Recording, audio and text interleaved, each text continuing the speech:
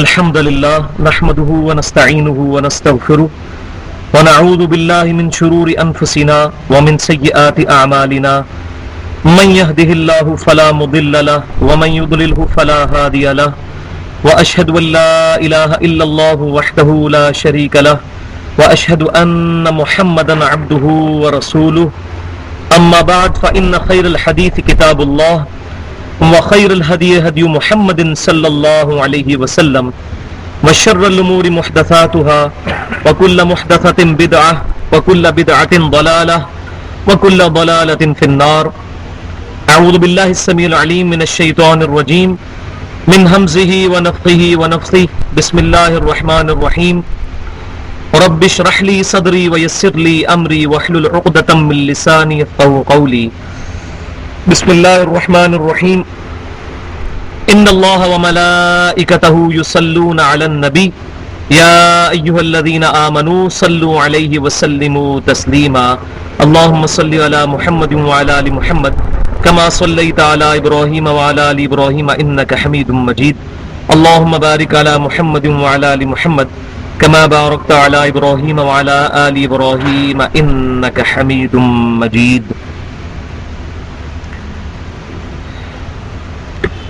پچھلی دفعہ سورہ آل عمران کا 11واں رکوع مکمل ہوا تھا آیت نمبر 109 تک. تو آخر میں جو گفتگو چل رہی تھی اس میں میں نے یہ چیز عرض کی تھی کہ امتی ہونے کے اعتبار سے صحابہ کرام علیہم رضوان ہوں یا تابعین ہوں یا تبع تابعین یا ہم لوگ ہوں یا قیامت تک آنے والے آخری مسلمان، امتی ہونے کے اعتبار سے سب کے سب برابر ہیں، سب فالوورز ہیں، اور جس شخصیت کو فالو کرنا ہے وہ امام کائنات سید الاولین والآخرین، امام الانبیاء والمرسلین، شفیع المذنبین، رحمت للعالمین، سیدنا و مولانا امام اعظم محمد رسول اللہ صلی اللہ علیہ وسلم کی مبارک ذات ہے. اور اس میں نے عرض کیا تھا کہ چاہے سیدنا ابو بکر ہوں یا سیدنا عمر عثمان و علی رضی اللہ عنہم اجمعین یا ہم لوگ ہوں، سب کے سب لوگوں کو قبر میں ایک طرح کے سوالوں کا ہی جواب دینا ہے. اور وہ قبر میں 3 سوال کون سے ہونے ہیں میں نے پچھلی دفعہ بیان کیے تھے، اور آخرت میں 5 سوالوں کا جواب دینا ہے جن کو میں نے اشارتاً بیان کیا تھا، ان کی ڈیٹیل نہیں بتائی تھی کہ 5 سوال وہ کون سے. تو وہ سن لیجئے کہ جامعہ ترمذی میں صحیح سند کے ساتھ حدیث موجود ہے کہ امام کائنات صلی اللہ علیہ وسلم نے فرمایا کوئی شخص بھی قیامت والے دن اس وقت تک اپنا قدم نہیں ہٹا سکے گا جب تک کہ 5 سوالوں کے جواب نہ دے لے. پہلا سوال ہوگا تو نے عمر کس طرح گزاری. دوسرا سوال ہوگا جوانی کیسے گزاری. حالانکہ عمر کے اندر جوانی شامل ہے، لیکن جوانی کی جو ایج ہوتی ہے اس میں انسان کو حق بات کو ایکسپٹ کرنے کا مادہ اور اپنے آپ کو چینج کرنے کا مادہ زیادہ موجود ہوتا ہے. جب انسان کی ہڈیاں بوڑھی ہو جائیں اس وقت حق بات قبول کرنا بڑا مشکل ہوتا ہے. یہی وجہ ہے کہ صحابہ کرام علیہم رضوان کی اکثریت آپ صلی اللہ علیہ وسلم کی وفات کے وقت بلو 30 تھی. 30 سال سے کم عمریں تھی صحابہ کرام کی جب نبی صلی اللہ علیہ وسلم دنیا سے تشریف لے گئے. سیدنا عبداللہ بن عباس کی عمر 13 سال تھی رضی اللہ تعالیٰ عنہ. سیدنا عبداللہ بن عمر رضی اللہ تعالیٰ عنہ کی عمر 22 سال تھی. سیدنا ابو ہریرہ کی عمر 28 سال تھی. سیدہ عائشہ رضی اللہ تعالیٰ عنہ کی عمر 18 سال تھی. تو 70-80% صحابہ کرام علیہم رضوان بلو 30 تھے، 30 سال سے کم عمروں کے تھے جب نبی صلی اللہ علیہ وسلم دنیا سے تشریف لے گئے. یعنی ان کی ابھی داڑیاں بھی پوری نہیں نکلی ہوئی تھی، کیونکہ جوان بندہ ہی جو ہے وہ حق بات کو قبول کرتا ہے. بوڑھے آدمی کے لیے تو بڑا مشکل ہوتا ہے، وہ کہتا ہے میں نے پوری زندگی اسی طرح گزار دی، اب یہ آخری وقت مجھے یہ بات پتہ چلی ہے. حالانکہ اس کو شکر ادا کرنا چاہیے کہ موت سے پہلے چلو حق بات پتہ تو چل گئی، لیکن یہ بڑا مشکل ہوتا ہے. تو آخرت میں 5 سوال ہونے ہیں. پہلا سوال عمر کس کام میں گزاری، دوسرا جوانی کس کام میں گزاری، تیسرا مال کیسے کمایا تھا، حلال سے یا حرام سے، چوتھا اپنے مال کو خرچ کیسے کیا تھا، کس جگہ پر خرچ کیا تھا، اور 5واں سوال بڑا مشکل ہے، اپنے علم پر کہاں تک عمل کیا. جس مسلمان کو بھی یہ بات پتا چل گئی کہ علم حاصل کرنا ہر مسلمان مرد و عورت پر فرض ہے، اب جس نے یہ حدیث سن لی اس کے بعد اس پر یہ فرض ہے کہ وہ علم حاصل کرے، اور کوئی دنیا میں ایسا مسلمان نہیں جس نے یہ حدیث نہ سنی ہو۔ اب یہ جو پبلک میں مشہور ہے جب تک پتہ نہ ہو تو خیر ہوتی ہے، یہ پتہ نہ ہو تو خیر ہوتی ہے اس بندے کے لیے جس کو یہ نہ پتا ہو کہ علم میں نے حاصل کرنا ہے۔ تو کوئی دنیا میں ایسا مسلمان نہیں جس کو یہ بات نہ پتا ہو کہ علم حاصل کرنا ہر مسلمان مرد و عورت پر فرض ہے۔ لہذا جس کو یہ بات پتا ہے اس کے لیے ضروری ہے کہ وہ خود علم حاصل کرے، قرآن پڑھے، سنت کو صحیح بخاری، صحیح مسلم اور احادیث صحیحہ سے دیکھے، نبی صلی اللہ علیہ وسلم کی مبارک تعلیمات کیا ہیں، اس کے بعد اس پر عمل کرے۔ اگر مجھے پتا چل جائے کہ صحیح بخاری اور صحیح مسلم میں نماز کا طریقہ یہ لکھا ہوا ہے، پھر میں نے یہ نہیں دیکھنا کہ میرے بزرگ کیا کرتے رہے ہیں، میرے والد صاحب کیا کرتے رہے ہیں، میرے دادا جان کیا کرتے رہے ہیں، کیونکہ نہ آپ کے والد کا دین ہے نہ میرے والد کا دین ہے، دین اللہ اور اس کے رسول صلی اللہ علیہ وآلہ وسلم کا دین ہے۔ ہم سب کے سب فالوورز ہیں، بڑے سے بڑی کوئی پرسنالٹی ہے وہ فالوور کے طور پر ہے، امتی کے طور پر ہے، فالو کرنا ہے آپ صلی اللہ علیہ وسلم کی مبارک ذات کو۔ تو عمر کس کام میں صرف کی؟ پہلا سوال۔ دوسرا جوانی کیسے گزاری؟ تیسرا مال کیسے کمایا؟ چوتھا مال کہاں خرچ کیا؟ پانچواں اپنے علم پر کہاں تک عمل کیا؟ جب تک ان 5 سوالوں کے جواب کوئی نہیں دے گا اس وقت تک قیامت والے دن وہ اپنا قدم بھی نہیں ہٹا سکے گا۔ اللہ تبارک و تعالی ہمیں قیامت والے دن بلا حساب و کتاب ہی جنت میں داخلہ عطا فرمائے۔ بخاری اور مسلم کی متفق علیہ حدیث ہے کہ میری امت سے 70,000 لوگ بغیر حساب و کتاب کی جنت میں داخل ہوں گے، تو اللہ تعالی ہمیں بھی ان میں کر دے۔ آیت نمبر 110 سے شروع کرتے ہیں۔ بسم اللہ الرحمن الرحیم۔ کنتم خیر امت اخرجت للناس۔ اب وہ کانٹیکسٹ وہی چل رہا ہے کہ امت محمدیہ صلی اللہ علیہ وسلم کو ایڈریس کیا جا رہا ہے، پچھلا بھی پورا رکوع اسی پر تھا، اور امت محمدیہ صلی اللہ علیہ وسلم کو 3 نکاتی ایجنڈا دیا گیا تھا دعوت و تبلیغ کے اعتبار سے۔ اب اسی کو آگے لے کے چلا جا رہا ہے۔ اے امت محمدیہ صلی اللہ علیہ وسلم، کنتم خیر امت اخرجت للناس، تم سب سے بہترین امت ہو جو لوگوں کے لیے نکالے گئے ہو۔ تمہارا مقصد لوگوں کے لیے نکلنا ہے، اور وہ کیا نکلنا ہے؟ تأمرون بالمعروف وتنہون عن المنکر، تم نیکی کا حکم دیتے ہو اور برائی سے روکتے ہو۔ وتؤمنون باللہ، اور اللہ پر ایمان لاتے ہو۔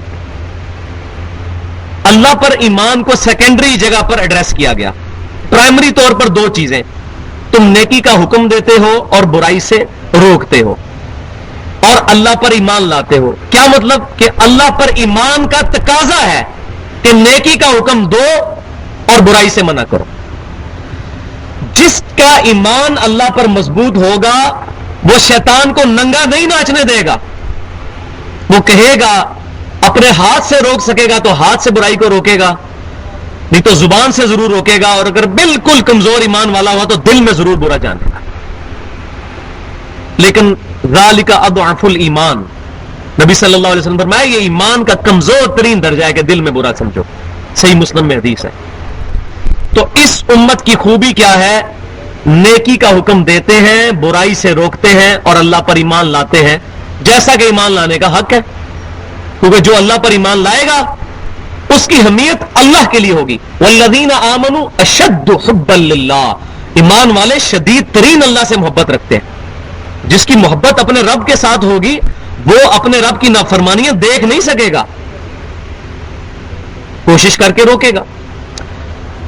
تو امر بالمعروف و نہی عن المنکر، اس کے اوپر میں نے پچھلی دفعہ بھی تھوڑا سا ایڈریس کیا تھا، لیکن اب میں اس کو ڈیٹیل کے ساتھ تھوڑا ایڈریس کرتا ہوں۔ 4 حدیثیں اس کانٹیکسٹ میں بیان کروں گا۔ پہلی حدیث صحیح بخاری سے ہے۔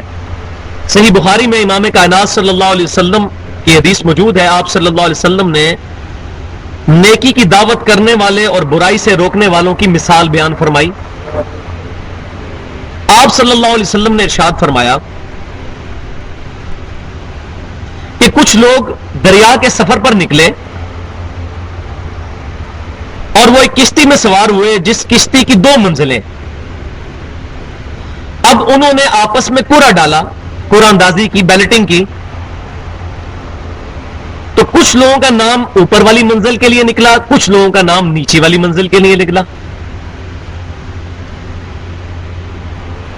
اب دونوں کشتی پہ جب سوار ہوئے تو کچھ لوگ اوپر کی منزل میں چلے گئے، کچھ نیچے کی منزل میں، لیکن پانی کا بندوبست اوپر والی منزل میں تھا، تو نیچے والے لوگ پانی حاصل کرنے کے لیے اوپر والی منزل پہ جایا کرتے تھے۔ لیکن کچھ وقت گزرنے کے بعد ان کو یہ احساس ہوا کہ ہمارے لیے سیڑھیاں چڑھنا اور بار بار اوپر جانا بڑا مشکل ہے، تو انہوں نے کشتی کے پیندے میں سوراخ کرنا شروع کر دیا کہ اوپر جانے کی کیا ضرورت ہے، پانی تو نیچے موجود ہے، سمندر کا پانی، اور کشتی میں سوراخ کر کے پانی یہیں سے نکال لیتے ہیں۔ تو آپ صلی اللہ علیہ وسلم نے اس بات پر ارشاد فرمایا کہ اب اگر اوپر والی منزل والے لوگ نیچے والے لوگوں کو روکتے ہیں کہ وہ کشتی میں سوراخ نہ کریں، خود بھی بچیں گے، ان کو بھی بچا لیں گے، اور اگر ان کو نہیں روکتے اور کہتے ہیں یہ تو اپنی منزل میں سوراخ کر رہے ہیں، ان کو کرنے دیں، ہمیں کیا فرق پڑتا ہے، تو وہ خود بھی غرق ہوں گے اور وہ بھی غرق ہوں گے۔ یہ صحیح بخاری میں نبی صلی اللہ علیہ وسلم نے نیکی کی دعوت اور برائی سے روکنے کی مثال بیان فرمائی کہ جو لوگ نیکی کی دعوت نہیں کرتے ان کی مثال اسی اوپر کی منزل والے لوگوں کی طرح ہے کہ وہ کہہ رہے ہیں یہ تو اپنی نچلی منزل میں سوراخ کر رہے ہیں، ہمیں کیا فرق پڑتا ہے۔ لیکن کیا ہوگا جب وہ کشتی میں سوراخ ہوگا، پانی کشتی میں داخل ہوگا، اوپر والے بھی ڈوبیں گے، نیچے والے بھی، پھر ان میں فرق نہیں ہوگا کہ سوراخ تو نیچے والوں نے کیا تھا، اوپر والے کیوں غرق ہوئے۔ بالکل اسی طرح جو نیکی کی دعوت نہیں کریں گے وہ اوپر کی منزل والے لوگ ہیں، اور نیچے وہ لوگ ہیں جو کہ برائی کر رہے ہیں، اوپر والوں پر لازمی ہے کہ وہ نیچے والوں کو روکیں۔ تو یہ نبی صلی اللہ علیہ وسلم نے نیکی کی دعوت اور برائی سے روکنے کو ایک مثال سے بیان فرمایا۔ دوسری حدیث صحیح مسلم میں ہے، امام کائنات صلی اللہ علیہ وسلم نے فرمایا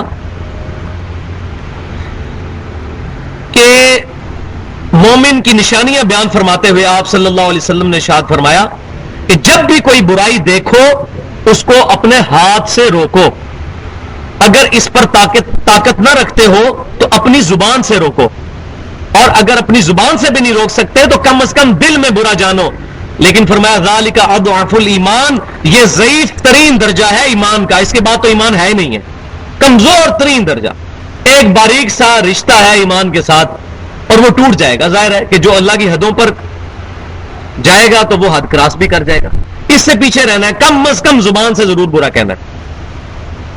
شیطان کو گونگے شیطان نہیں بننا کہ شیطان ناچتا رہے اور ہم گونگے شیطان بن کے اس کو انڈورس کرتے رہے، ضرور روکنا ہے، نیکی کی دعوت ضرور کرنی ہے، برائی سے ضرور روکنا ہے۔ تو فرمایا آپ صلی اللہ علیہ وسلم نے کمزور ترین درجہ یہ ہے کہ تم دل میں اس کو برا سمجھو، کمزور ترین درجہ۔ تیسری حدیث صحیح بخاری اور صحیح مسلم کی متفق علیہ حدیث ہے، امام کائنات صلی اللہ علیہ وسلم نے ارشاد فرمایا کہ قیامت والے دن دوزخ میں، اب یہ دعوت کے حوالے سے ایک بہت بڑی چیز ہے جو قرآن پاک میں سورہ الصف کی آیت نمبر 2 میں ارشاد ہوئی، لِمَ تَقُولُونَ مَا لَا تَفْعَلُونَ، اے ایمان والو لوگوں کو وہ کیوں کہتے ہو جو خود نہیں کرتے، دوسروں کو تو وصیت کر رہے ہو نیکی کے کام کی، وہ خود اس پر عمل نہیں کر رہے، لوگوں کو تو برائی سے روک رہے اور خود نہیں روک رہے۔ یہ منافقانہ کردار جو ہے اس کو قرآن میں ایڈریس کیا گیا۔ تو نیکی کی دعوت کے حوالے سے یہ حدیث بخاری اور مسلم کی ذہن میں رکھیں، آپ صلی اللہ علیہ وسلم نے ارشاد فرمایا قیامت والے دن دوزخ کے اندر جو لوگ اوروں کو نیکی کی دعوت دیتے تھے اور برائی سے روکتے تھے لیکن خود نہیں رکتے تھے اور نہ خود نیکی پر عمل کرتے تھے، ان کی انتڑیاں آگ کی بنا دی جائیں گی اور وہ اپنی انتڑیوں کے گرد دوزخ کے اندر چکر لگائیں گے جس طرح کے گدھا چکر لگاتا ہے، یا ہمارے اس کلچر کے اندر کولو کا بیل جو ہے پانی نکالنے کے لیے چکر لگاتا ہے، عرب کے کلچر کے اندر گدھے کو وہ چکر لگوایا کرتے تھے پانی نکالنے کے لیے یا اس طریقے سے گندم کو الگ کرنے کے لیے سٹے سے۔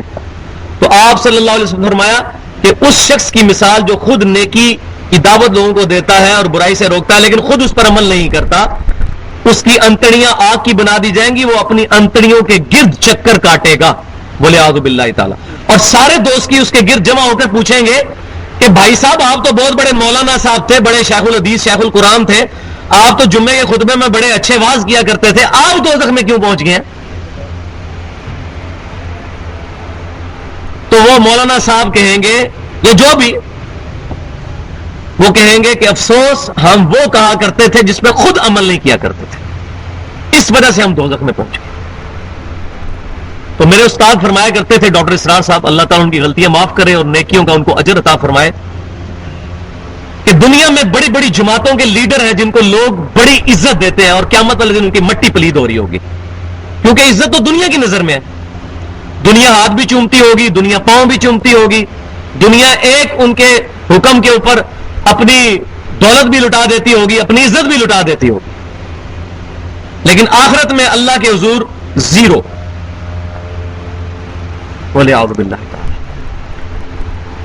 اور چوتھی حدیث اس کانٹیکسٹ میں جامعہ ترمذی میں حدیث ہے، امام کائنات صلی اللہ علیہ وسلم نے ارشاد فرمایا، اللہ کی قسم، اس اللہ کی قسم جس کے قبضہ قدرت میں میری جان ہے، کہ تم ضرور نیکی کی دعوت کرو اور ضرور برائی سے روکو، ورنہ اللہ کا عذاب تمہیں بھی آ گھیرے گا،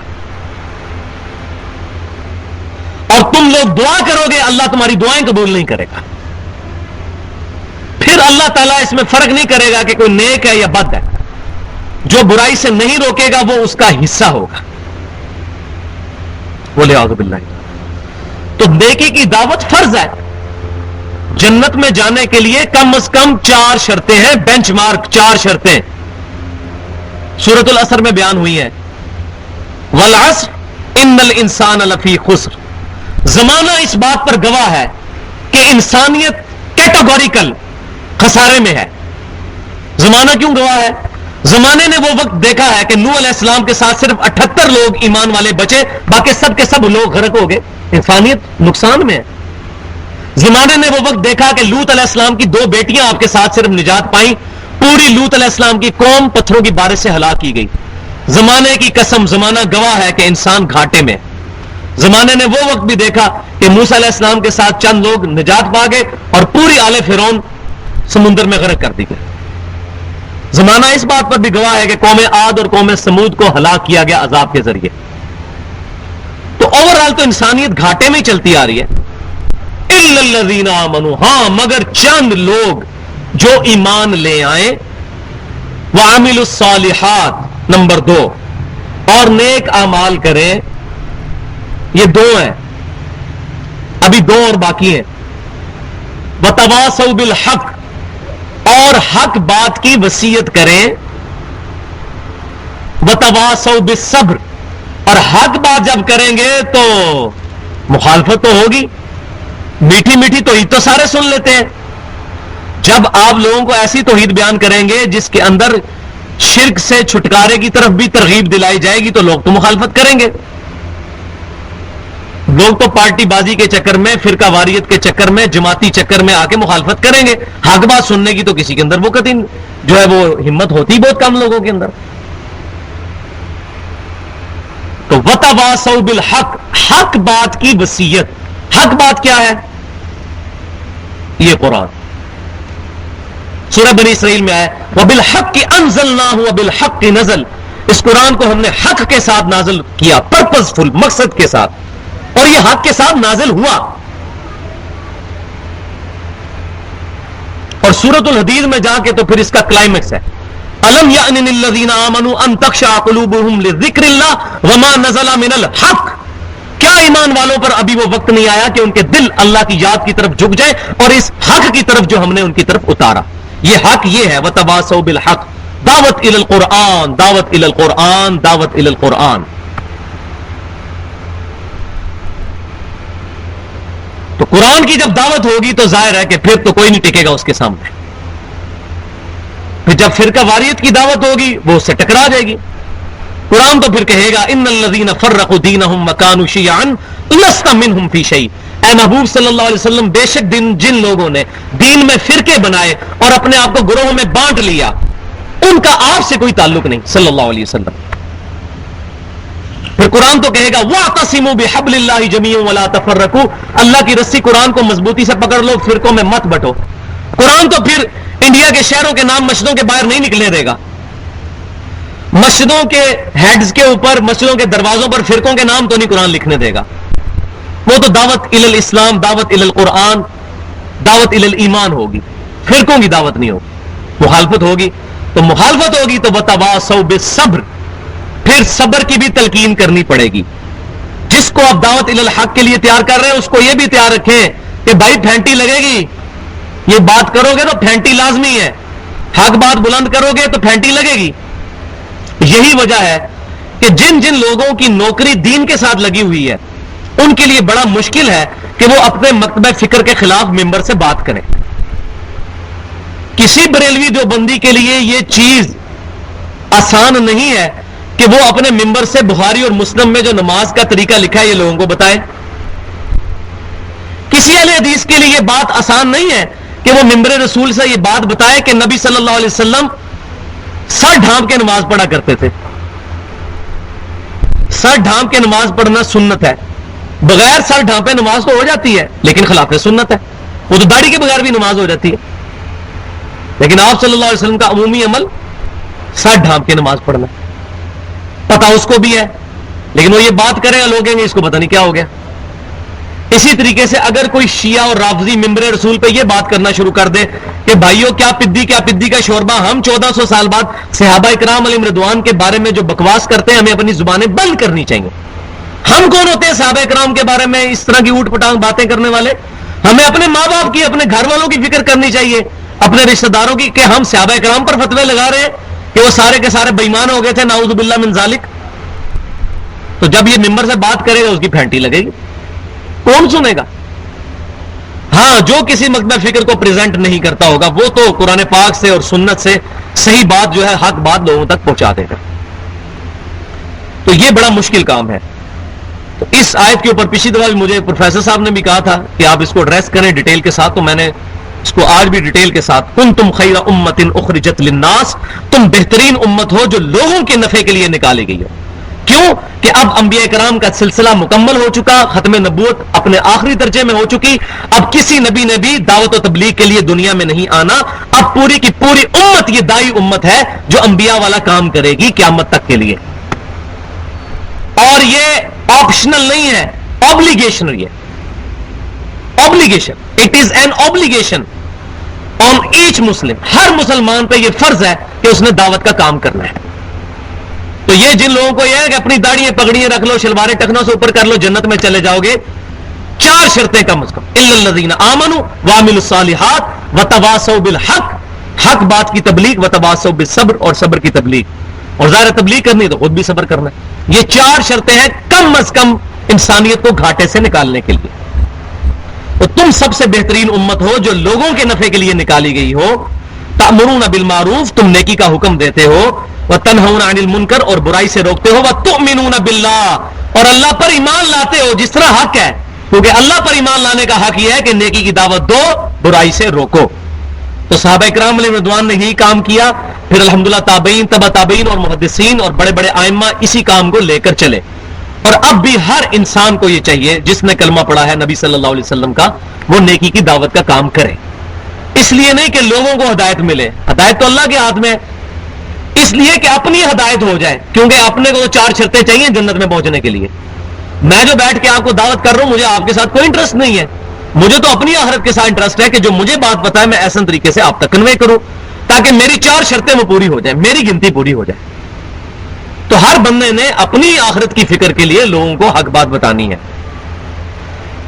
وَلَوْ آمَنَ أَهْلُ الْكِتَابِ لَكَانَ خَيْرًا لَهُمْ، اور اگر ایمان لے آتے اہل کتاب جیوز اور کرسچنز تو ان کے لیے کتنا اچھا ہوتا. نبی صلی اللہ علیہ وسلم کی انہوں نے دعوت کو ٹھکرایا تو ان کے لیے خود خرابی ہوئی، اگر وہ ایمان لے آتے تو ان کے لیے اچھا ہوتا. منہم المؤمنون، ان کے اندر کچھ مومن بھی ہیں، وَأَكْثَرُهُمُ الْفَاسِقُونَ، لیکن اکثریت فاسقوں کی ہے، کہ جو جانتے بوجھتے ہوئے بھی اولڈ ٹیسٹیمنٹ میں اور نیو ٹیسٹیمنٹ میں جو نبی صلی اللہ علیہ وسلم کی پریڈکشنز آئی ہیں تورات اور انجیل کے اندر، ان کے علماء کو پتہ تھی، وہ نبی صلی اللہ علیہ وسلم کو پہچانتے تھے. میں کئی دفعہ بتا چکا ہوں تورات اور انجیل کے حوالے دے کر کہ ان کو یہ بات پتہ تھی کہ نبی صلی اللہ علیہ وسلم نبی آخر الزمان بن کر آئے ہیں، آپ صلی اللہ علیہ وسلم کے سر مبارک پر ختم نبوت کا تاج سجا ہے، لیکن وہ اپنے آباء و اجداد کے دین کو چھوڑنا ان کے لیے مشکل ہو گیا تھا.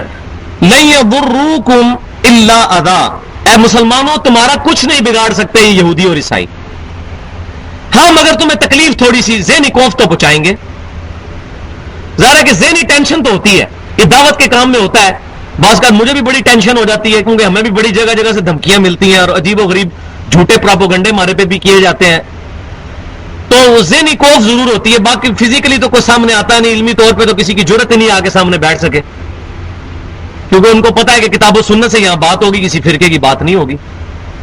پھر ہم تو یہ نہیں سنیں گے کہ جی احمد بریلوی صاحب نے یہ لکھا ہے اور اشلی تھانوی صاحب نے یہ لکھا ہے اور امام ابن تیمیہ رحمۃ اللہ علیہ نے یہ لکھا ہے. ہم تو کہیں گے بھائی کتاب و سنت اجماع سے بات کرو، کسی مولوی کا حوالہ ہمیں نہیں دینا، تو پھر تو 2 منٹ بھی نہیں کوئی ٹکے گا. تو کوفت ہوتی ہے. تو میں نے پہلے بھی یہ بات عرض کی تھی، جو بندہ دعوت کے کام میں جڑا نہیں ہوا نا اس کو قرآن نہیں سمجھ آ سکتا. جو دعوت کا کام کرے گا یہ آیتیں اس کو سمجھ آئیں گی کہ یہ تمہارا کچھ نہیں بگاڑ سکیں گے، لیکن ذہنی کوفت تمہیں ضرور ہوگی، تمہیں خبریں ملیں گی اب یہ ہو رہا ہے. یہ تو تعویل عام کے اعتبار. تعویل خاص کے اعتبار سے نبی صلی اللہ علیہ وسلم کو جو ذہنی اذیت وہ دیتے تھے، آپ صلی اللہ علیہ وسلم کو خبریں ملتی تھیں کہ اب یہ لوگ جمع ہو رہے ہیں نبی صلی اللہ علیہ وسلم کے خلاف جنگ کرنے کے لیے، تو آپ صلی اللہ علیہ وسلم کو بھی صحابہ کرام کو قتال کے لیے ابھارنا پڑتا تھا اور یہ سارے معاملات لے کے چلنے پڑتے سارے. تو آپ صلی اللہ علیہ وسلم کو بھی قرآن پاک میں حکم ہوا کہ مومنین کو قتال کے لیے ابھاریے، کیونکہ اسلام کی سب سے اونچی چوٹی جو ہے وہ قتال ہے. سب سے اونچی سمم بونم اسلام کا قتال ہے کہ کوئی شخص اپنی جان لے کر اللہ کے حضور حاضر ہو جائے کہ اے اللہ میں اپنی جان اب میدان جنگ میں تیرے لیے لے کے آ گیا، سب سے بڑی چیز جو میں پیش کر سکتا تھا تیرے لیے وہ میری جان ہے. اور نبی صلی اللہ علیہ وسلم کا فرمان ہے کہ جو شخص شہادت کی تمنا کے بغیر مرا وہ منافقت کی موت مرا. تو ہر مومن کے لیے ضروری ہے کہ وہ اللہ کے حضور اپنی جان دینے کے لیے ہر وقت تیار رہے. لیکن بھائی جان وہی دے گا جو فجر کی نماز تکبیر اولیٰ سے پڑھے گا. جو فجر کے وقت تکبیر اولیٰ سے مسجد میں آ کے نماز نہیں پڑھ سکتا وہ کیا قتال کرے گا اور کیا جہاد کرے گا؟ وہ تو اپنے نفس پر ہی حاوی نہیں ہو سکا. اور سب سے بڑا جہاد یہی ہے. دعوت الی القرآن، سورہ الفرقان آیت نمبر 52، فلا تطع الکافرین وجاہدہم بہ جہادا کبیرا. اے محبوب صلی اللہ علیہ وسلم کافروں کی پرواہ مت کرے اور اس کتاب کے ذریعے ان سے بڑا جہاد کرے. دعوت الی القرآن. جب قرآن کے بانڈ میں جکڑے جائیں گے آخرت کی محبت پیدا ہوگی، دنیا سے بے رغبتی ہوگی، پھر اپنی جان بھی دینے کے لیے تیار ہو جائیں گے. وَإِن يُقَاتِلُوكُمْ يُوَلُّوكُمُ الْأَدْبَارَ. اے مسلمانوں اگر یہ تمہارے ساتھ میدان جنگ میں اتر بھی آئے نا پیٹ پھیر کے بھاگ جائیں گے. اتنی جرت نہیں ہوگی کہ تمہارا ایک مقابلہ کر سکیں. یہ ہمارے بارے میں نہیں بات ہو رہی، یہ صحابہ کرام کامل الایمان صحابہ کے بارے میں. آج بھی اگر ہم لوگ صحابہ کرام علیہم رضوان کے نقش قدم پر چلیں تو ہمارے لیے بھی بات سچی ہے. لیکن یہ تعویل خاص کے اعتبار سے اسپیشلی صحابہ کرام کے بارے میں کہ اگر یہ صحابہ کرام کے مقابلے پر آ جائیں پیٹ پھیر کے بھاگیں گے کیونکہ وہ اتنے مضبوط ایمان والے لوگ ہیں. ثم لا ينصرون، پھر ان کی مدد بھی نہیں کی جائے گی. ضربت علیہم الذلہ اینما ثقفوا، ان پر ذلت مسلط کر دی گئی ہے جہاں کہیں بھی یہ جائیں گے یہودی اور عیسائی. الا بحبل من اللہ وحبل من الناس. ہاں ان کے بچنے کی ایک صورت ہے کہ کوئی اللہ تعالیٰ کے ساتھ کوئی معاملہ عہد کا ہوا ہو یا اللہ تبارک و تعالیٰ مسلمانوں کے ساتھ کوئی معاملہ ان کا کروا کے کوئی ایگریمنٹ کروا کے ان کو بچا لے یا یہ لوگوں کی پناہ حاصل کر لیں. یہ 2 آپشنز ہیں جس کی وجہ سے یہ پرٹیکولر یہودیوں کے بارے میں ہے کہ وہ بچ سکیں کہ ان کو دنیا میں لوگ سپورٹ کریں یا مسلمانوں کا ان کے ساتھ کوئی ایگریمنٹ ہو جائے جیسے میثاق مدینہ ہوا تھا یہودیوں کے ساتھ نبی صلی اللہ علیہ وسلم کا. تیسری کوئی صورت نہیں ان کے بچنے کی. اچھا، اور اس میں بہت بڑی مثال کہ لوگوں کی سپورٹ کے ساتھ یہ عراق کی جنگ ہے جو 90s کے اوائل میں ہوئی 91 کے اندر، اور اس میں امریکن جنرل کے منہ سے یہ بات نکل گئی تھی کہ ہم نے جو عراق کے ساتھ جنگ کی ہے یہ اسرائیل کو بچانے کے لیے کی ہے. ورنہ یہودیوں کی ایبسولوٹلی کوئی ہمت نہیں کہ مسلمانوں کا مقابلہ آج بھی کر سکیں کیونکہ اللہ نے ان پر ذلت مسلط کر. لیکن اللہ ہمارا الا بحبل من اللہ وحبل من الناس، یا تو اللہ تعالیٰ کوئی آیت کا معاملہ ان کے ساتھ کر دے یا لوگ ان کی سپورٹ کریں تو تب کہ یہ بچ جائے. ابھی بھی عیسائی ان کو سپورٹ کرتے ہیں تو یہودی بچے ہوئے ہیں، ادروائز 2 منٹ کی بات ہے یہ اسرائیل. الحمدللہ پاکستان نے بھی اس وقت اس طرح کے بلسٹک میزائل بنا دیے جو یہاں سے اسرائیل کو ہٹ کر سکتے ہیں. کوئی مشکل کام نہیں ہے, 2-3 میزائلوں کی مار ہے پورا اسرائیل. لیکن وہ پیچھے امریکہ, عیسائی دنیا ان کو سپورٹ کر رہی ہے. لیکن یہ بہت عرصہ نہیں چلنا. بخاری اور مسلم کی متفق الحدیث ہے کہ قرب قیامت کے اندر جب عیسیٰ بن مریم اتریں گے, امام مہدی رضی اللہ تعالیٰ عنہ تشریف لائیں گے, پھر مسلمان ان کے ساتھ مل کر جب یہود و نصارہ کے خلاف قتال کریں گے, نصارہ کی اکثریت تو مسلمان ہی ہو جائے گی یہودیوں کے خلاف, تو اگر کسی پتھر کے پیچھے بھی کوئی یہودی چھپا ہوگا تو پتھر بول اٹھے گا کہ میرے پیچھے یہودی, اس کو قتل کر دو. صرف ایک درخت ہے جس کو غرقد کا درخت کہتے ہیں, وہ ان کو پناہ دے گا, اور اس درخت کی وہ کاشت بڑی تیزی کے ساتھ کر رہے ہیں یہودی. بس وہ ایک درخت ان کو پناہ دے گا. ادروائز اللہ تعالیٰ کی طرف سے ان پر قیامت کے دن تک کے لیے ذلت اور رسوائی مسلط کی جا چکی یہودیوں کے اوپر. کیوں کہ انہوں نے عیسیٰ بن مریم کا انکار کیا, ان کو ولد الزنا اور دجال کہا, حرامی کہا نعوذ باللہ, اور پھر نبی صلی اللہ علیہ وسلم کا بھی انکار کیا. اس کی وجہ سے اللہ تعالیٰ نے اوپر قیامت کے دن تک کے لیے ذلت مسلط کر دی. ابھی 20ویں صدی کے اندر بہت بڑا واقعہ ہوا ہے, 60 لاکھ یہودی ہٹلر نے قتل کیے. پوری فیکٹری بنائی یہودیوں کو قتل کرنے کے لیے. پہلے اس کے پورشن میں داخل کر کے کپڑے اتروا لیے, دوسروں میں جا کے ان کے بال الگ کر لیے, ان بالوں کے پھر قالین بنا کے انہوں نے نازیوں نے اپنے دفتروں میں بچھائے. تیسری میں جا کے ان کو ایسی گیس سنگائی کہ بے ہوش ہو گئے, اور چوتھی میں ایسی ان کو گیس سنگائی کہ ان کا پورا جسم گل سڑ گیا. پھر دوسری طرف سے اس فیکٹریوں سے لیس دار کالا مادہ نکلتا تھا, ادھر سے انسان داخل ہوتے تھے, ادھر سے لیس دار مادہ وہ کھاد کے طور پہ استعمال کرتے تھے. کوئی چیز نہیں بچتی تھی. 60 لاکھ. ہولوکاسٹ اس کو کہتے ہیں, آپ لکھیں یوٹیوب پہ ہولوکاسٹ تو آپ کو پتہ چل جائے گا. تو قیامت کے دن تک کے لیے اللہ نے مسلط کر دی ان پر ذلت. اینما ثقفوا, جہاں کہیں بھی پائے جائیں گے, الا بحبل من اللہ, ہاں اللہ تعالیٰ کا عہد ہو جائے, یعنی مسلمانوں کے ذریعے سے ان کو کوئی پناہ مل جائے, وحبل من الناس, یا لوگوں کی, وباء بغضب من اللہ, اور یہ مستحق ہے اللہ کے غضب کے, وضربت علیہم المسکنہ, اور ان پر محتاجی جو ہے وہ تھوپ دی گئی. محتاج ہے, امیر ضرور ہے, اس وقت دنیا کی اکانومی یہودیوں کے ہاتھ میں ہے, لیکن محتاج ہیں. یہ سکون نہیں ہے ان کے پاس, وہ پیسہ ان کی حفاظت نہیں کر سک رہا. چھوٹی سی فلسطین کی ریاست ہے, اور وہاں الحمدللہ مجاہدین نے ان کے ناکو چنے چبائے ہوئے ہیں. ذالک بانہم کانوا یکفرون بآیات اللہ, یہ اس لیے کہ وہ اللہ کی آیتوں کا کفر کرتے تھے. ویقتلون الانبیاء بغیر حق, اور نبیوں کو بغیر کسی وجہ کے شہید کر دیا کرتے تھے. یہ یہودیوں کا طریقہ کار رہا ہے, اللہ کی آیات کا انکار کرنا اور نبیوں کو شہید کر دینا. ذالک بما عصوا وکانوا یعتدون, یہ اس لیے کہ وہ نافرمانی کرتے تھے اور سرکشی کیا کرتے تھے. یہ پوری کلاس لینے کے بعد اب تھوڑا سا اللہ تبارک و تعالیٰ نے ان سے نرم طریقے سے گفتگو کی ہے. لیسوا سواء, یہ سب کے سب یہودی اور عیسائی برابر نہیں ہے. یہ نہیں ہے کہ سارے جو ہے خراب ہے. من اہل الکتاب امۃ قائمۃ یتلون آیات اللہ آناء اللیل, اہل کتاب میں ایسے لوگ بھی ہیں جو حق پر قائم ہے. یتلون آیات اللہ آناء اللیل, وہ پوری راتوں کو کھڑے ہو کر اللہ کی آیات کی تلاوت کرتے ہیں رات کے اوقات میں. وہم یسجدون, اور اللہ کے لیے سجدہ بھی کرتے ہیں. یؤمنون باللہ, اللہ پر ایمان لاتے ہیں. والیوم الآخر, اور آخرت کے دن پر بھی ایمان لاتے ہیں. وَيَأْمُرُونَ بِالْمَعْرُوفِ, اور نیکی کا حکم کرتے ہیں.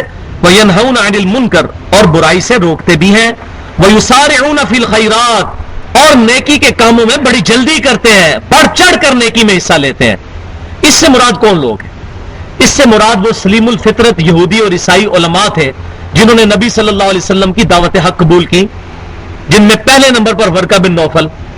بخاری اور مسلم کی متفق الحدیث ہے, جب نبی صلی اللہ علیہ وسلم پر پہلی وحی نازل ہوئی تو اما خدیجہ رضی اللہ تعالیٰ عنہا نبی صلی اللہ علیہ وسلم کو اپنے چچا زاد بھائی کے پاس, ورقہ بن نوفل جو کہ عیسائی عالم تھے, ان کے پاس لے گئیں. عیسائی عالم نے جب آپ صلی اللہ علیہ وسلم کی گفتگو سنی تو انہوں نے کہا کہ آپ کو اللہ تعالیٰ جو ہے نبوت سے سرفراز فرمائے گا, اور عنقریب یہ اہل مکہ آپ کو یہاں سے نکال دیں گے. تو نبی صلی اللہ علیہ وسلم نے کہا کہ یہ کیسے ہو سکتا ہے چچا، یہ مجھے نکال دیں، مجھ سے بڑی محبت کرتے ہیں. تو انہوں نے عرض کی کہ اے محمد صلی اللہ علیہ وسلم، جس کسی نے بھی دعوت حق بلند کی ہے آپ سے پہلے، ان کو ان کے علاقے کے لوگوں نے اسی طریقے سے نکالا ہے. اگر میں اس وقت تک زندہ رہا تو میں ضرور آپ کی نبوت کی تصدیق کروں گا اور میں آپ کا ساتھ دوں گا، لیکن وہ پہلے ہی فوت ہو گئے. تو نبی صلی اللہ علیہ وسلم کو اس وقت تک نبوت عطا فرمائی گئی تھی، لیکن رسالت کا حکم نہیں تھا کہ آپ پبلکلی دعوت کریں. دعوت کا حکم تو پھر بعد میں آیا. تو یہ بھی عیسائی عالم تھے جنہوں نے نبی صلی اللہ علیہ وسلم کو پہچان لیا. اسی طریقے سے سعد بن معاذ رضی اللہ تعالیٰ عنہ بہت بڑے یہودی قبیلے کے سردار بھی تھے، اوس کے سردار تھے. خزرج کے سیدنا سعد بن عبادہ رضی اللہ تعالیٰ عنہ، ان لوگوں نے، یہودی علماء بھی تھے، اپنے اپنے قبیلوں کے سردار بھی تھے. یہی لوگ انصار تھے جنہوں نے مدینے میں اسلام قبول کر لیا. عبداللہ بن سلام رضی اللہ تعالیٰ عنہ بہت بڑے یہودی عالم تھے، انہوں نے اسلام قبول کیا. ان کی وجہ سے کتنے لوگ مسلمان ہوئے. تو اللہ تعالیٰ نے ان کی مثال بیان فرمائی ہے کہ ایسا نہیں ہے، سلیم الفطرت لوگ بھی موجود ہیں جنہوں نے دعوت حق قبول کی ہے. وَأُولَٰئِكَ مِنَ الصَّالِحِينَ، اور یہ لوگ نیکوکاروں میں سے ہیں. وَمَا يَفْعَلُوا مِنْ خَيْرٍ فَلَن يُكْفَرُوهُ، اور جو یہ کریں گے نیک کام تو ہرگز ان کا نیکی والا کام ضائع نہیں کیا جائے گا. وَاللَّهُ عَلِيمٌ بِالْمُتَّقِينَ، اللہ تعالیٰ پرہیزگاروں کو خوب جانتا ہے. اللہ تعالیٰ کسی نیکوکار کی نیکی ضائع نہیں کرے گا. ان الذین کفروا، بے شک جن لوگوں نے جان بوجھ کر کفر اختیار کیا، لن تغنی عنہم اموالہم ولا اولادہم من اللہ شیئا، ہرگز نہیں بچا سکیں گے ان کے مال اور ان کی اولاد اللہ کے مقابلے پر ان کو. قبائلی زندگی میں کسی کے 8-10 بیٹے ہوں تو بدماشی کے ساتھ وہ اپنا کام چلا سکتا ہے. اللہ کے حضور کو بدماشی نہیں کر سکتا، اولاد نہیں بچا سکتی. دنیا میں کوئی شخص پیسہ دے کے کوئی بھی غلط کرپشن والا کام کروا سکتا ہے، لیکن قیامت والے دن پیسے دے کے اللہ سے تو نہیں چھوڑا جا سکتا. دنیا میں آپ رشوت دے کے تو جیل سے آزادی حاصل کر سکتے ہیں. تو اللہ فرما رہا ہے نہ اولاد کام آئے گی نہ مال. یہ دنیا کے رول ہے، آخرت میں ایسا نہیں ہے. وَأُولَٰئِكَ أَصْحَابُ النَّارِ، اور یہی ہیں دوزخ والے، ہم فیہا خالدون، رہیں گے اس میں ہمیشہ ہمیشہ. مثل ينفقون فی هذه الحیات الدنیا، ان لوگوں کی مثال کہ جو دنیا کی زندگی میں خرچ کرتے ہیں، یہ والے لوگ جو اللہ اور اس کے رسول پر ایمان والے لانے والے لوگ نہیں ہیں، ان کی مثال، ساروں کی مثال نہیں. جن کا عقیدہ درست نہیں ہے، جن کے اعمال درست نہیں ہے، یہ دنیا میں اگر چند ٹکے خرچ کر بھی دیں اللہ کی راہ میں، کمثل ریح فیہا سر اصابت، ان کی مثال ایسے ہے جیسے ہوا ہو اس میں سخت ٹھنڈک ہو. حرث قوم ظلموا انفسہم، وہ اس قوم کے کھیت سے گزرے کہ جنہوں نے اپنی جانوں پر ظلم کیا، یعنی جو اللہ کے نافرمان ہے. فاہلکت ہو، تو وہ پھر اس کھیت کو فنا کر دے. اللہ تعالیٰ فرما رہا ہے کہ جن لوگوں کے عقیدے درست نہیں ہیں، وہ اگر اللہ کی راہ میں کوئی مال خرچ بھی کر دیں تو ان کے مال کی مثال ایسی ہے جیسے کسی شخص کی کوئی کھیتی ہو اور اس کے اوپر سے ٹھنڈی ہوا چلے اور اس کھیتی کو ہلاک کر دے. بالکل اسی طرح ان کے نیک اعمال ضائع کر دیے جائیں گے، کیونکہ ان کا عقیدہ درست نہیں ہے. اللہ تعالیٰ پر ایمان نہیں لاتے جیسا کہ ایمان لانے کا حق ہے. اللہ کے انبیاء کرام علیہ السلام پر ایمان نہیں لاتے جیسا کہ ایمان لانے کا حق ہے. وما ظلمهم اللہ، اللہ نے ان پر کوئی ظلم نہیں کیا. ولیکن انفسہم یظلمون، بلکہ یہ خود اپنی جانوں پر ظلم کرنے والے ہیں. اور یہ بات سمجھ لیں کہ جس شخص کا عقیدہ درست نہیں ہے، اس کے عقیدے میں خرابی ہے، وہ جتنا مرضی بڑا چیریٹی کا کام کرے اس کے اعمال زیرو سے ملٹیپلائی. مثال کے طور پر ہمارے پڑوسی ملک میں ایک بہت بڑی پرسنالٹی گزری ہے، مدر ٹریسا، جس کو نوبیل پرائز بھی ملا تھا ہیومینٹی کا. ہزاروں بچیوں کی انہوں نے پرورش کی، ان کی شادیاں کروائیں اور ان کا لنگر چلتا تھا. یہ عیسائی عورت تھی، کیتھولک، مدر ٹریسا. اب دنیا کے اندر اس کو اس کے اعمال کا بدلہ دیا گیا کہ نوبیل پرائز مل گیا، پوری دنیا کے اندر ان کی عزت ہوئی. لیکن کیا آخرت میں بھی ان کا کوئی حصہ ہے؟ جس شخص نے دنیا میں اللہ کو نہ پہچاننا جیسا کہ پہچاننے کا حق ہے، اللہ کے محبوب صلی اللہ علیہ وسلم کی دعوت کو قبول نہ کیا جیسا کہ حق ہے، اس نے اگر مال خرچ بھی کیا، چیریٹی کا کام بھی کیا، کوئی این جی او بھی بنا لی، تو کس کام کی؟ کسی کام کی نہیں، زیرو سے ملٹیپلائی. جیسے کسی کھیتی پہ کوئی سرد ہوا چلے اور اس کھیتی کو ہلاک کر دے. اور یہ مضمون کافی دفعہ آئے گا سورۃ الفرقان میں، تو اس کا ایپیکس آئے گا کہ قیامت والے دن ہم ان کے اعمال کی طرف متوجہ ہوں گے، ان کو بکھرا ہوا غبار کر دیں گے، کوئی نیکی نہیں ان کی قبول کی جائے گی. صحیح مسلم کتاب الایمان میں حدیث موجود ہے، امام کائنات صلی اللہ علیہ وسلم نے فرمایا جس یہودی اور عیسائی نے میرے بارے میں سن لیا کہ میں اللہ کا پیغمبر ہوں اور مجھ پر ایمان نہ لایا، دوزخ میں جائے گا. اب مدر ٹریسا چاہے جتنی مرضی وہ، اس کو نوبل پرائز بھی مل گیا، اگر وہ نبی صلی اللہ علیہ وسلم پر ایمان نہ لائی تو اس کے نیک اعمال کسی کھاتے میں نہیں. اور یہ صرف عیسائی یہودیوں کے لیے نہیں ہے، مسلمانوں کے لیے بھی ہے. جس کسی نے گانے کی کمائی سے حرام کا پیسہ کما کے کوئی این جی او کھول لی، جیسے ہمارے ملک کے اندر، مجھے نام لینے میں کوئی حرج نہیں ہے، نہ یہ غیبت ہے، جس کا گناہ اعلانیہ ہو اس کی برائی بیان کرنا کوئی غیبت نہیں ہے.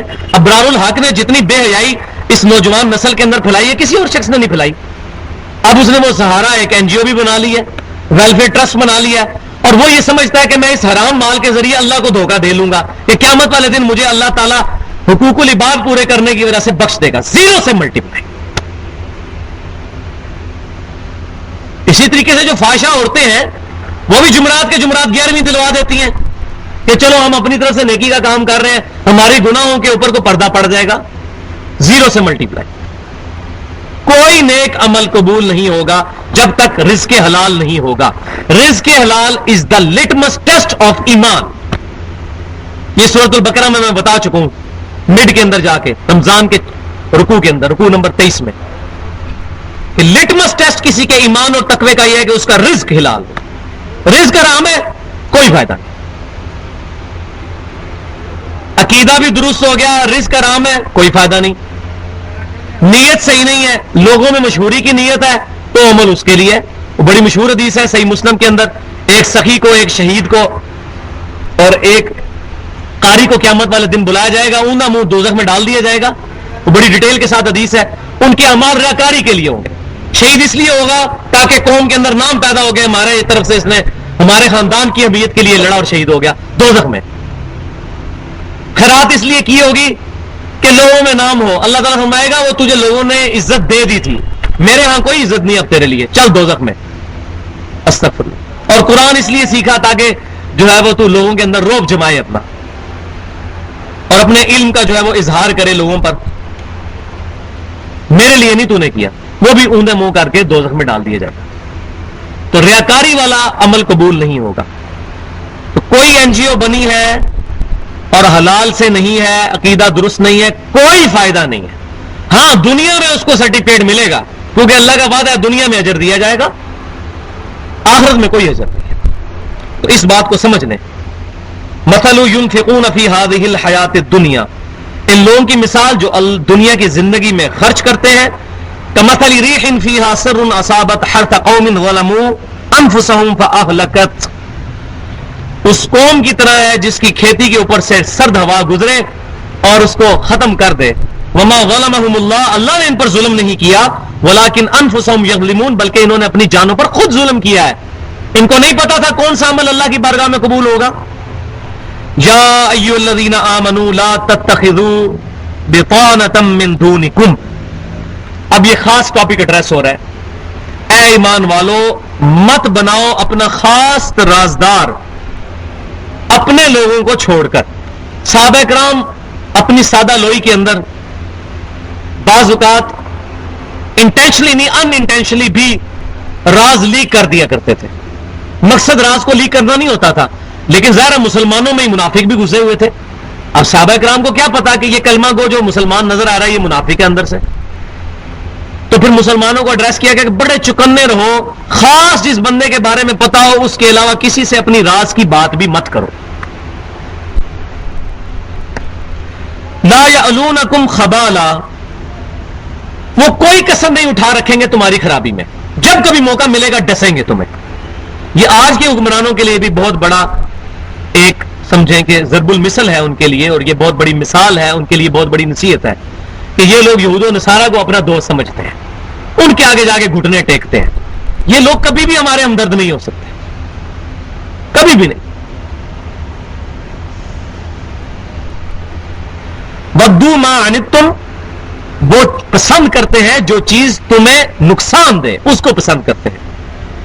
قَدْ بَدَتِ الْبَغْضَاءُ مِنْ أَفْوَاهِهِمْ، اور ان کی منہ کی باتوں سے تو تمہیں اظہار ہو ہی جاتا ہے. ظاہر ہے کہ جس کے دل میں بغض ہوتا ہے اس سے کہیں نہ کہیں ٹنگ اس کی سلپ کر ہی جاتی ہے. مسلمانوں کے ذریعے یہ بہت زیادہ ڈیٹیل حدیث میں ملتی ہے، وہ جب آئیں گی وہ والی آیات تو میں ڈیٹیل سے بیان کروں گا.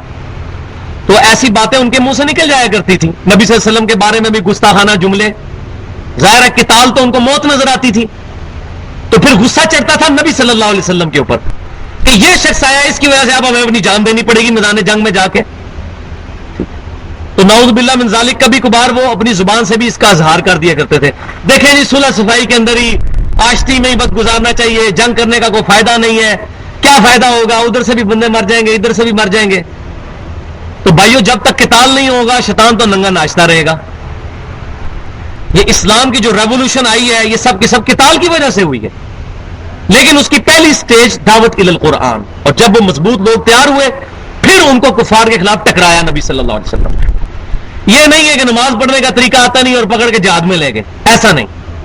پوری کی پوری ان کی برین واشنگ ہو، ان کا عقیدہ صحیح ہو، نظریات ٹھیک ہو، اور ان کو پتا چلے کہ ہم نے کس کے لیے جان دینی ہے. تب یہ نبی صلی اللہ علیہ وسلم نے ان کی تربیت کی تھی. تو اللہ تعالیٰ فرماتا ہے ان کے منہ سے تو ایسی باتیں تم اکثر سنتے ہی رہتے ہو کہ ان کے منہ سے ایسے گستاخانہ جملے لکھتے ہیں، نکلتے رہتے ہیں. وما تخفی صدورہم اکبر، اور جو دلوں میں یہ چھپائے ہوئے ہیں نا تمہارا بغض مسلمانوں کا، وہ بہت بڑا ہے. ظاہر ہے کہ جب زبان سے بندہ گفتگو کرتا ہے تو بڑی کنٹرول لینگویج استعمال کرتا ہے. آپ اپنے سیاستدانوں کو بھی دیکھ لیں، ویسے ان کو نجی گفتگو میں دیکھا تو بڑی ننگی گالیاں نکالتے ہیں ایک دوسرے کو، اور کبھی کبھار یوٹیوب پہ ان کی وہ ویڈیوز نکل بھی جاتی ہیں. لیکن جب ٹی وی پہ آتے ہیں تو بڑے ایٹیکیٹس کے ساتھ، احترام کے ساتھ بات کرتے ہیں، کیونکہ پتا ہے کہ پبلک دیکھ رہی ہے. لیکن دل کے اندر بہت زیادہ بغض ہوتا ہے، دنیا میں بھی اسی طرح ہی ہوتا ہے. تو یہ بیسک ہیومن انسٹنکٹ تو وہی ہے انسان کی، وہ تو چینج نہیں ہوتی. تو اللہ تعالیٰ فرما رہا ہے یہ زبانوں سے تو اظہار کرتے ہیں، دلوں میں زیادہ بغض رکھتے ہیں تمہارا. قد بینا لکم الآیات ان کنتم تعقلون، اللہ تعالیٰ نے صاف کھول کھول کے بیان کر دی ہیں اپنی آیات تاکہ تم اس کو سمجھ سکو، عقل استعمال کرو اپنی. ہا انتم اولائی تحبونہم ولا یحبونکم، کیا تم دل سے، تمہاری دل کی پاکیزگی کی وجہ سے تم ان سے محبت کرتے ہو، ولا یحبونکم، اور یہ تم سے محبت نہیں کرتے. مسلمان تو اپنی سادہ لوئی میں ان سے محبت کے جذبے کے تحت ان سے بات کر لیا کرتے تھے اپنی دل کی، لیکن مسلمانوں کو کیا پتا کہ ان کے دل کے اندر، منافقین کے اندر کیا چھپا ہوا ہے. اور دل کے اندر پوری انہوں نے ایک پلاننگ مسلمانوں کے خلاف تیار کی ہوئی ہے، اور پہچاننا بھی مشکل ہے کیونکہ لبادے بھی مسلمانوں والے ہیں. یہ آج بھی آپ محسوس کر سکتے ہیں. اس کی پرفیکٹ ایگزامپل مولوی ہیں. میں ساروں کی نہیں بات کر رہا لیکن اکثریت کی. اوپر سے ایک دوسرے کی بڑی تعریف کریں گے، ایک مرتبہ فکر کے لوگ، لیکن پیچھے سے ایک دوسرے کی چمڑی اتار کے رکھ دیں گے اور جھوٹے پراپوگنڈے کریں گے صرف اپنے آپ کو چمکانے کے لیے، کیونکہ ان کی روٹی دین کے ساتھ لگی ہوئی ہے. جب روٹی دین کے ساتھ لگی ہوئی ہوگی پھر بندہ ظاہر حق بات کیسے کرے گا؟ پھر تو کوشش کرے گا کہ میرے مقابلے میں جو کوئی بندہ اٹھ رہا ہے اس کو میں بدنام کروں، اس پہ جھوٹا پراپوگنڈا کروں، اور اس ساری فیز سے مجھے بھی گزرنا پڑتا ہے، جو بھی دعوت کے میدان میں اس کو گزرنا پڑتا ہے. تو اللہ تبارک و تعالیٰ نے بیسک ہیومن انسٹنکٹ تو انسان کی جو بنائی ہے اس کا تقاضا ہے اس جبلت کا کہ انسان کے اندر وہی خرابیاں پیدا ہوں گی.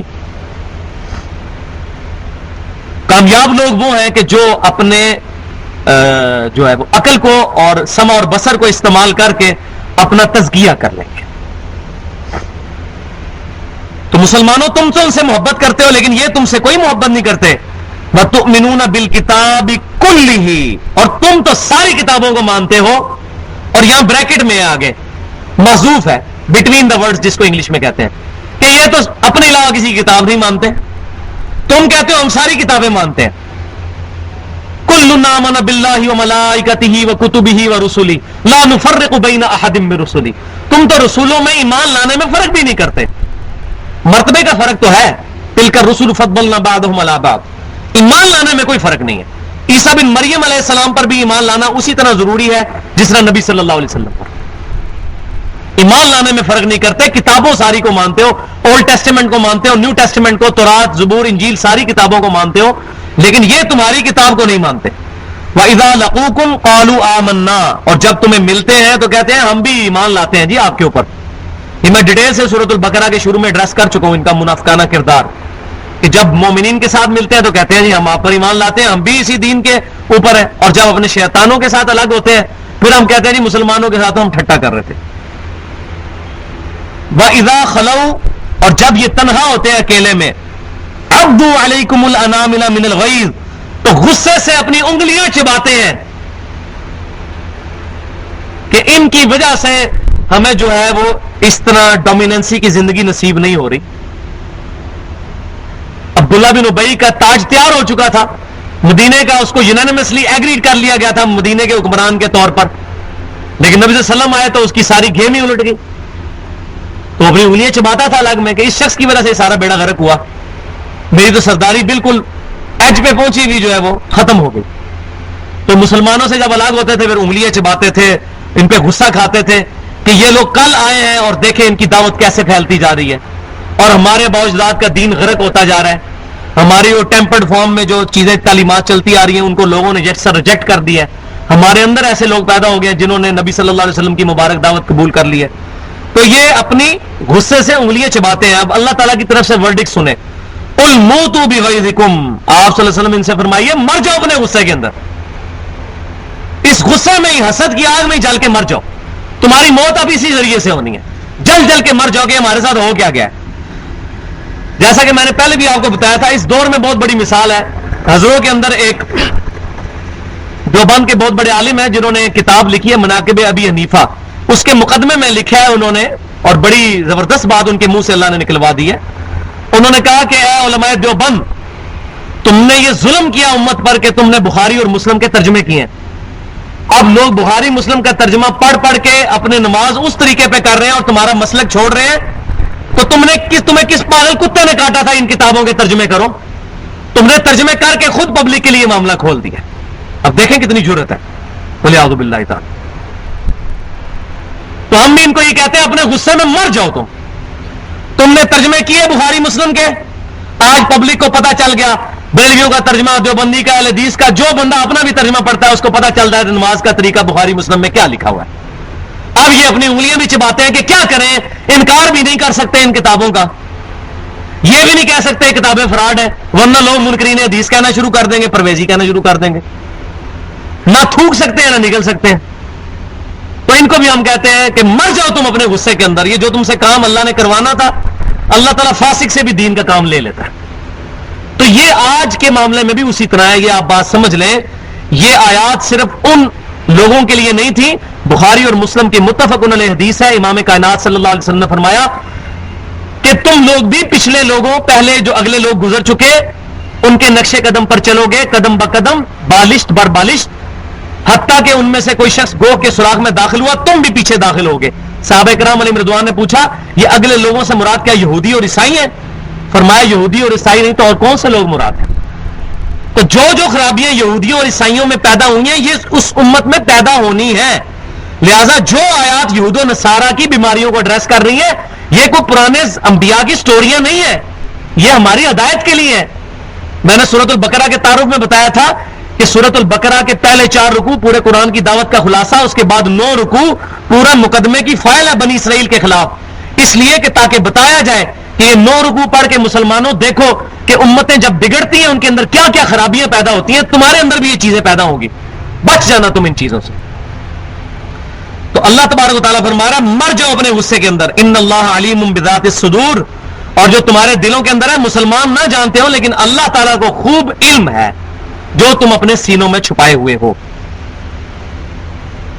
ان تمسسکم حسنۃ, اگر تمہیں کوئی بھلائی پہنچے, تسؤہم, ان کو بری لگتی ہے, وان تصبکم سیئۃ, اور اگر تمہیں کوئی برائی پہنچے یعنی کوئی تکلیف اللہ کی طرف سے آ جائے, یفرحوا بها, تو یہ بڑے خوش ہوتے ہیں, کہتے ہیں جی بڑا اچھا ہو گیا جی, دیکھیں جی یہ ہو گیا جی وہ ہو گیا. وَإِن تَصْبِرُوا، اور اگر تم صبر کرو. اب مسلمانوں کو یہ کہا جا رہا ہے یہ نہ ہو کہ آپ اب ان کی ان حرکتوں کی وجہ سے آپ اس چکر میں پڑ دیں، جس طرح ہمیں بھی پیغام بجاتے رہتے ہیں جی بلال ولی کو مناظرہ کر لیتے ہیں، یہ کر لیتے ہیں، وہ کر لیتے ہیں. اللہ کے فضل سے کسی عالم میں اس وقت جرت نہیں کسی بھی مکتبہ فکر کے، یہ میں کوئی تکبر سے بات نہیں کر رہا، میں نے ساروں کو چیک کر لیا ہے کہ 2 منٹ بھی سامنے نکال جائیں. اس کی وجہ یہ ہے کہ ہم بات کریں گے کتاب و سنت اور اجماع سے، کسی فرقے کو نہیں بچائیں گے. لیکن ہمیں پتہ ہے کہ یہ مقصد لڑائی کرنا ہے اور کوشش کرتے ہیں کہ کسی طریقے کے ذریعے لڑائی ہو جائے. اور مجھے کہتے ہیں جی ہم قرآن سے ثابت کریں گے لا الہ الا اللہ اشرف علی رسول اللہ. بالکل صحیح ہے، جو اشرف علی تھانوی صاحب کا خواب ہے علمداد رسالے کے اندر 1340 ہجری کے اندر جو لکھا گیا، وہ کہتے ہیں ہم قرآن سے ثابت کریں گے. علی کو وہ مناظرہ کر لے. علی کیسے مناظرہ کریں؟ یہ تو ہم کہتے ہیں جاؤ کسی موچی کے ساتھ مناظرہ کر لو، اس کو منوا کے بتاؤ کہ لا الہ الا اللہ اشرف علی رسول اللہ یا لا الہ الا اللہ چشتی رسول اللہ. مناظرہ نہیں ہوگا، لڑائی ہوگی. تو کہیں گے آپ کس مدرسے سے پڑھے ہوئے ہیں، آپ کی تعلیم کتنی ہے، آپ کا استاد کون ہے، آپ فرقہ بتائیں اپنا کون سا ہے، تاکہ ہم آپ پہلے نام لیں، ہم اس فرقے کے علماء کی غلطیاں لا کے آپ کے سامنے رکھیں. فرقے جی ہوں پتہ لگا ساڈے نے کیتا ہے تواڈے نے بھی کیتا ہے. تو الحمدللہ ساڈا گروہ ہے جو نبی صلی اللہ علیہ وسلم دا زمانے تو چلے ہے. بخاری مسلم دی حدیث ہے کہ میرے زمانے سے گروہ قیامت تک حق پر قائم رہے گا، کوئی نقصان پہنچانے والا ان کو نقصان نہیں پہنچا سکے گا، وہ غالب رہیں گے یہاں تک کہ قیامت قائم ہو جائے. الحمدللہ. اور وہ مسلمانوں کا گروہ ہے جو اپنے آپ کو مسلمان کہلانے پر فخر محسوس کرتے ہیں، فرقہ واریت سے بچ کر کتاب و سنت اور اجماع کو حجت مانتے ہیں. اگر محدثین نے کبھی اہل سنت یا اصحاب الحدیث کی اصطلاح استعمال کی تو ایز اے فرقے کے طور پر نہیں، ایز اے فکر کے طور پر. ایز اے فرقہ کبھی مسلمانوں نے اپنا نام نہ اہل سنت رکھا، نہ اصحاب الحدیث رکھا، نہ کوئی اور. ایز اے فکر کہ اہل بدعت کے مقابلے پر اہل سنت. ادروائز مسلمان وَسَمَّاكُمُ الْمُسْلِمِينَ مِن قَبْلُ وَفِي هَذَا، ابراہیم علیہ السلام نے تمہارا نام مسلمان یا مسلم رکھا تھا، اور اس قرآن میں اللہ نے بھی تمہارا نام مسلمان رکھا. اسی پر فخر محسوس کرو. وَلَا تَمُوتُنَّ إِلَّا وَأَنْتُمْ مُسْلِمُونَ، دیکھنا تمہیں موت نہ ہے مگر تم مسلمان ہی مرنا. پھر قیامت والے دن یہ نہ ہو جائے کہ رُبَمَا يَوَدُّ الَّذِينَ كَفَرُوا لَوْ كَانُوا مُسْلِمِينَ، کہ قیامت والے دن کافر تمنا کریں گے کاش ہم دنیا میں مسلمان ہوتے. مسلمان کہلانے پر فخر محسوس کرنا. اور نبی صلی اللہ علیہ وسلم کو فرمایا گیا فانا اول المسلمین، سب سے پہلے آپ کہتے ہیں کہ میں فرما بردار ہوں، میں مسلمان ہوں. تو اللہ تعالیٰ فرما رہا ہے وَإِن تَصْبِرُوا، اگر تم صبر کرو، صبر کر لو، مناظرہ بازی ان چکروں میں مت پڑو، چپ کر کے اپنی دعوت کا کام کرو. وَتَتَّقُوا، اور تقوی اختیار کرو. اللہ کا خوف ہو، اللہ کے خوف کی وجہ سے گناہوں سے بچنا اور نیکیوں پر چلنا، یہ تقوی ہے. لا حول ولا قوة الا باللہ. لا یضرکم کیدہم شیئا، ان کا کوئی فریب بھی تمہیں کوئی نقصان نہیں پہنچا سکے گا. ان اللہ بما یعملون محیط، بے شک اللہ تعالی ان کے اعمال کا احاطہ کیے ہوئے ہے. تو یہ آیت نمبر 120 تک یہ ہمارا نصف ثانی کا سورہ ال عمران کے 2 حصے میں نے بتائے تھے ہیں. نصف ثانی جو دوسرا حصہ تھا اس کا پہلا حصہ ختم ہوا. اب اس کے بعد مسلسل 60 آیات 6 رکوع لائیو کمنٹری ہے غزوہ احد کی. یعنی غزوہ احد کی لائیو کمنٹری جو ہے 6 رکوعوں پر اب یہاں سے شروع ہوگی 60 آیات پہ کہ غزوہ احد کیسے ہوا، اس میں مسلمانوں سے کیا غلطیاں ہوئیں، پھر اللہ تعالیٰ نے ان غلطیوں پر کیسے گرفت فرمائی، پھر نبی صلی اللہ علیہ وسلم کی شہادت کی خبر مشہور ہو گئی، اس کے بارے میں آیت نازل ہوئی.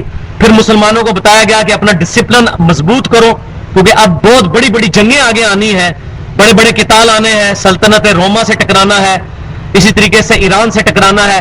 تو اگر اپنا ڈسپلن ابھی مضبوط نہیں کرو گے تو اتنی بڑی بڑی فتوحات جو مسلمانوں کا مقدر ہونے والی ہیں وہ کیسے ہوں گی. تو اگلی 60 آیات مسلسل 6 رکوع یہ غزوہ احد کی لائیو کمنٹری ہے، غزوہ احد کیسے ہوا تھا. تو وہ انشاءاللہ تعالی بہت انٹرسٹنگ پورشن ہے یہ غزوہ احد کے حوالے سے. وہ انشاءاللہ اگلی دفعہ سے ہم شروع کریں گے. سبحانک اللہم و بحمدک اشہد ان لا الہ الا انت استغفرک و اتوب الیک وما علینا الا البلاغ المبین.